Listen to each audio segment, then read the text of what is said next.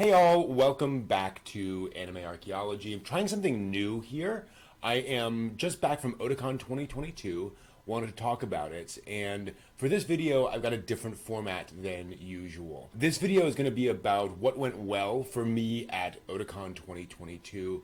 I'm doing a separate video on what went poorly for me, and that's going to be on my other channel. I'll link to that down there in the description. But I really want to focus this on just the good things, the positives. First off, for possibly the first time ever since I've been going to Otakon in 2001, I think all of the panels and the panel schedules went off without a hitch. Like, all the panels that were on the schedule actually occurred. There were no changes last minute, scrolls and changes on the actual panel boards.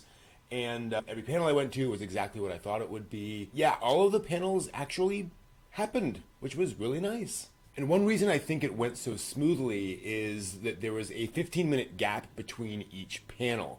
And this allowed the previous panelists to finish up, gather their stuff and leave, and then the next panelist to walk up there, set up and prepare. That was really, really nice. I know other conventions have been doing this for a while, and Otakon's now finally caught up on that, and that just made it so much better. I would rather have, somewhat fewer panels, but have them all actually happen on time and not have panelists get rushed and frustrated because the previous panelists went over. I'll also admit to a failing of mine. When I got the little COVID wristbands, the little paper wristbands that let you know that you had been vaccinated, I was told by the staffer that they were water resistant and would last all weekend, and I was suspicious.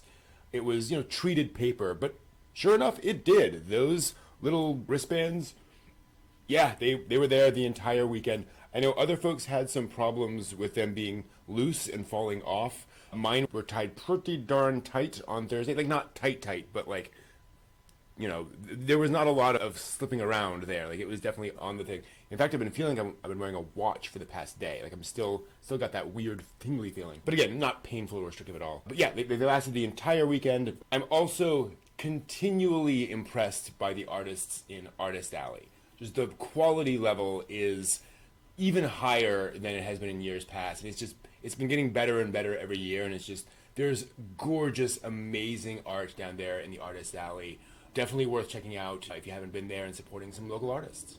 Now, normally I don't buy a lot of stuff at conventions. I have a pretty good collection already, and I'm not really looking to expand it. But I do like to just check out and see what's on offer. And a lot of things were kind of tchotchkes, but I actually found an obscure thing. I found an art book by Kiyohiko Azuma, one of his lesser-known art books, and yes, that is Haruhi Kenzaki from Battle Athlete's Victory, done in Azuma's style, which is really cool. Often cons don't have a lot of really obscure things. You can definitely find, Naruto headbands and little, Genshin Impact super deformed acrylic stuff and that kind of thing.